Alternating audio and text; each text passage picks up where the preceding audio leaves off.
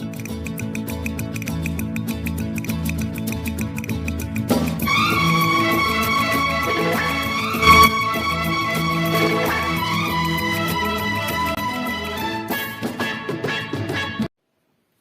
Everyone, कैसे हैं आप लोग।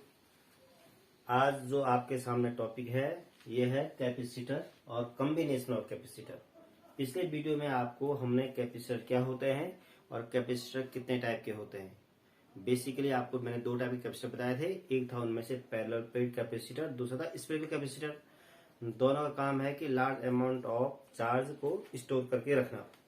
अब जो कैपेसिटर हम डिवाइस के अंदर लगाएंगे तो वो कितने टाइप से हम उसको जो है ऐड कर सकते हैं, कितने टाइप से वो कॉम्बिनेशन होता है।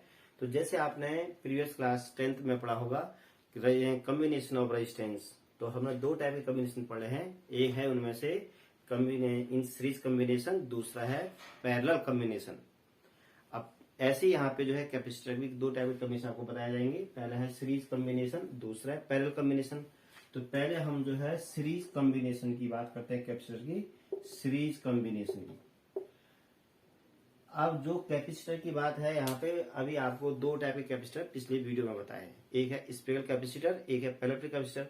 दोनों कैपेसिटर में आपने देखा होगा कि एक प्लस पॉजिटिव प्लेट है और एक नेगेटिव प्लेट है प्लेट में। और स्फेरिकल वाले में भी जो है आउटर स्फीयर नेगेटिव है, इनर स्फीयर पॉजिटिव है, यानी कि दो इलेक्ट्रोड है, पॉजिटिव और नेगेटिव। यानी कि हर कैपेसिटर, चाहे वो स्फेरिकल हो चाहे पैरेलल प्लेट कैपेसिटर हो, उसमें पॉजिटिव नेगेटिव का होना नेसेसरी है। तो ऐसे हम बात कर रहे हैं पैरेलल प्लेट कैपेसिटर की, और हमको कंबाइन करना है, सीरीज में कंबाइन करना है दो या दो से अधिक कैपेसिटर को। तो जैसे मैं 3 कैपेसिटर ले रहा हूँ, उनको जो है आपको कंबाइन करना है। तो ये एक कैपेसिटर हो गया पैरेलल प्लेट, ये दूसरा पैरेलल प्लेट कैपेसिटर, ये तीसरा पैरेलल प्लेट कैपेसिटर। प्रत्येक का पहली प्लेट जो होगी टर्मिनल वो पॉजिटिव होगा और सेकंड टर्मिनल नेगेटिव होगा। इसका भी पहला वाला पॉजिटिव होगा, सेकंड वाला नेगेटिव। आप पॉजिटिव को पूरे पे ढंग से रिप्रेजेंट कर सकते हैं, नेगेटिव और पॉजिटिव को। और इस थर्ड वाले का ये वाला पॉजिटिव और ये नेगेटिव होगा। अब आप इसको जो है कंबाइन करना चाह रहे हैं और सीरीज में, तो सीरीज कॉम्बिनेशन में क्या होता है, ये पहला कैपेसिटर है C1, यानी कि इसकी कैपेसिटी C1 है। ये दूसरा कैपेसिटर है, इसकी कैपेसिटी C2 है। और कैपेसिटी किसे मेजर करेंगे, कैपेसिटी फैराड में मेजर करेंगे, यानी कि जो कैपेसिटी होती है फैराड में मेजर होती है। और क्योंकि फैराड में तो बहुत ज्यादा लार्ज अमाउंट चार्ज स्टोर हो जाता है, तो इसलिए छोटे डिवाइसेस के अंदर माइक्रो फैराड में उसको रिप्रेजेंट करेंगे, मेजर करेंगे। तीसरा कैपेसिटर ये है C3। अब हमें को 3 कैपेसिटर है, हमें इसको जो है सीरीज में ऐड करना है। तो क्या करेंगे, एक कैपेसिटर का नेगेटिव प्लेट दूसरे के पॉजिटिव से ऐड होगा। तो यानी कि इसका नेगेटिव वाला इसके पॉजिटिव से ऐड होगा, इसका नेगेटिव वाला इसके पॉजिटिव होगा। अगर इससे भी ज्यादा, 3 से ज्यादा होंगे तो यही सीक्वेंस पॉजिटिव टू नेगेटिव आगे बढ़ता जाएगा। और जो पहला वाला है इसको हमने आउटर सोर्स से पॉजिटिव चार्ज दिया, इसीलिए इसमें पॉजिटिव चार्ज आया। तो कैपेसिटर बनाते ही उसको है पहले से पॉजिटिव चार्ज दिया जाना है। और जो लास्ट वाला है उसको अर्थ किया। अब यहाँ देखो, जो हम यहाँ से क्यू चार्ज जो है फ्लो कर रहे हैं स्टार से, तो एक जैसा चार्ज सब में फ्लो होगा। अगर सीरीज में जोड़ा है, क्योंकि इंडक्शन से इतना ही यहाँ पे नेगेटिव चार्ज प्रोड्यूस हो जाएगा, फिर इंडक्शन से उतना ही उससे पॉजिटिव चार्ज प्रोड्यूस हो जाएगा।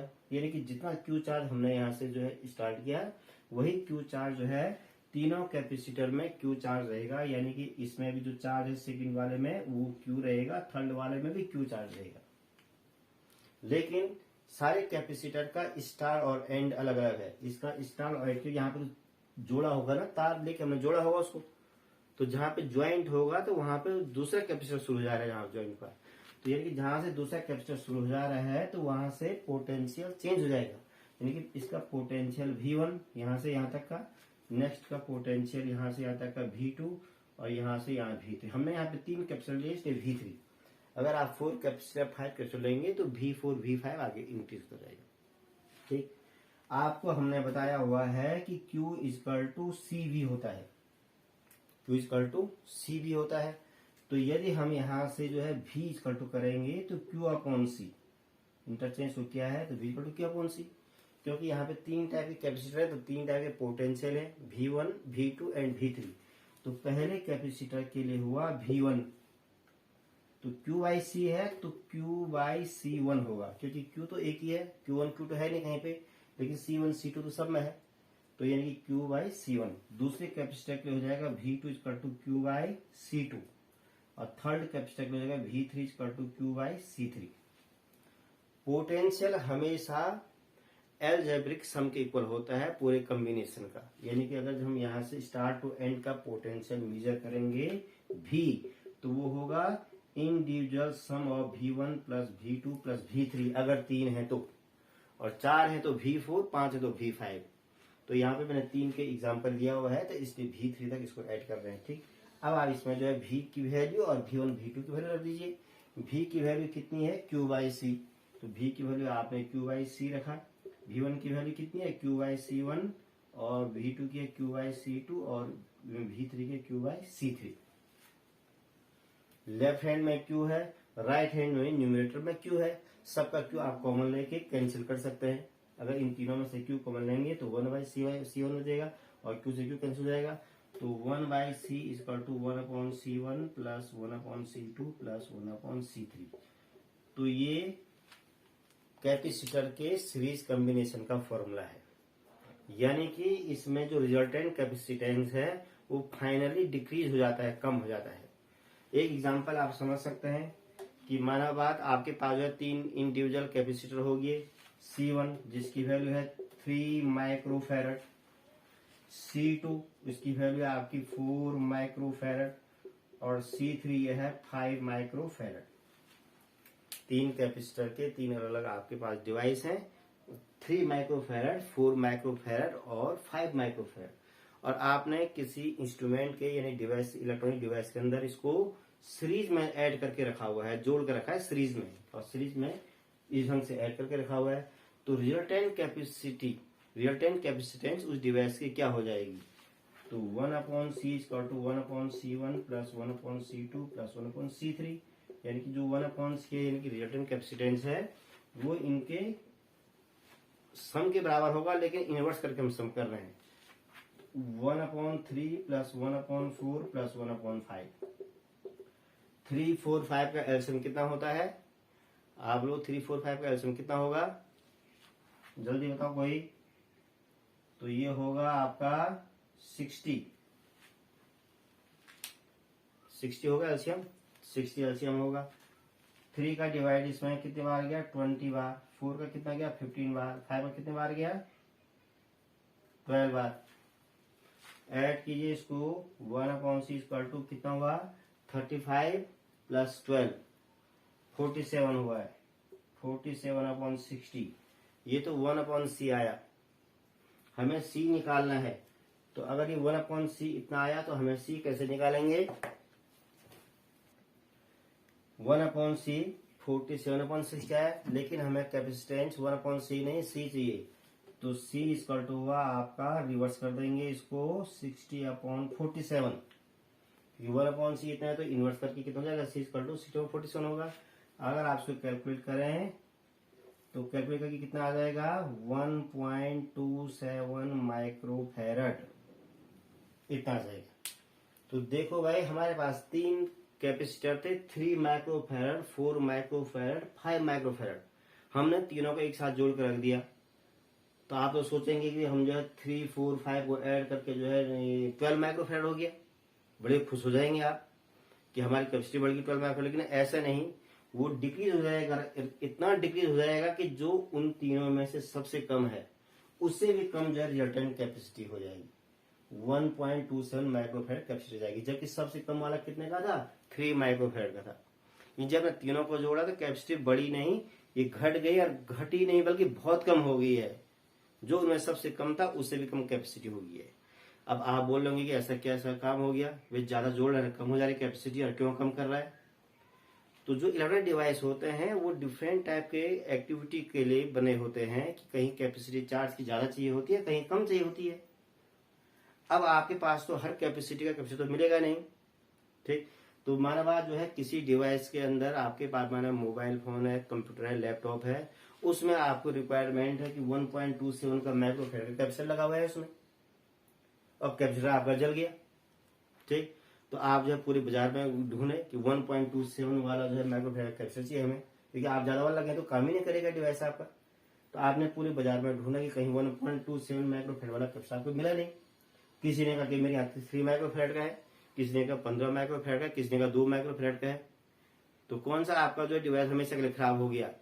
वो खराब नहीं हुआ है।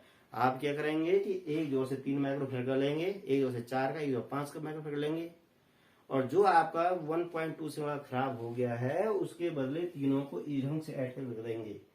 अब जो आप कह रहे हैं कि तीनों को ऐड करके आप सोचो कि 9 होगा, 9 नहीं, उसकी रिजल्टेंट कैपेसिटी 1.27 माइक्रोफैराड होगी। तो ये इस प्रकार से कॉम्बिनेशन से हम कैपेसिटी बढ़ा भी सकते हैं और घटा भी सकते हैं।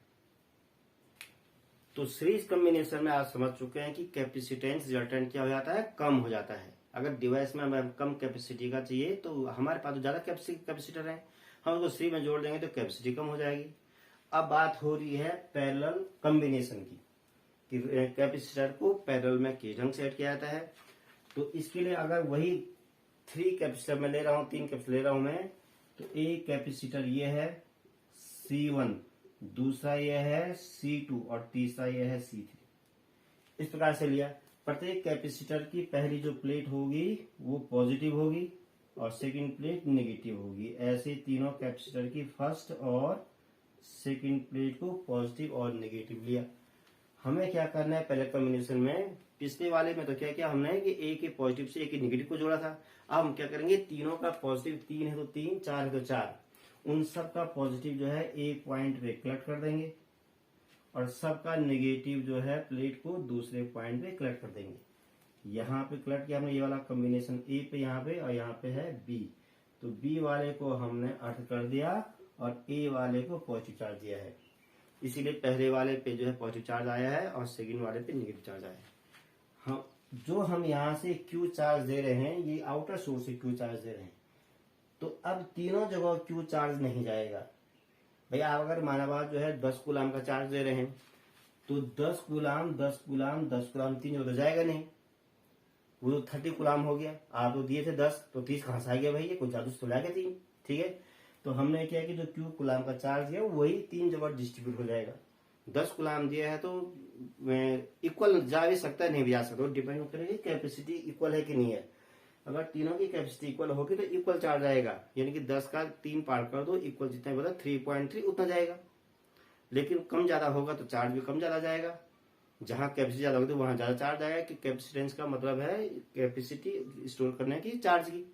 तो यानी कि जहां चार्ज, इसलिए जो हम क्यू चार्ज दे रहे हैं तो डिफरेंट अमाउंट का भी जा सकता है। तो अगर हम इसमें मान रहे हैं कि इसमें Q1 चार्ज गया, यहाँ से ट्रांसफर हो गए, इसमें कितना गया Q2 और इसमें गया Q3।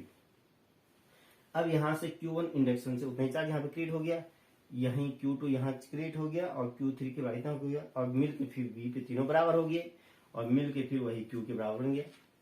भाई जैसे पानी की नाली देखी ना आपने, कि नाली जा जाती है, नाली नहीं नाला, ठीक है, तो जाता है तो अगर उसको हम जो डिफरेंट पार्ट में उसको डिवाइड कर देंगे तो वही तो पानी डिस्ट्रीब्यूट होगा, और लास्ट में सबको मिला तो वही फिर वहां पे मिल जाएगा उतना ही पानी, जितना आपने यहाँ से पानी फ्लो किया उतना ही फिर स्टोर होकर एक साथ आ जाएगा।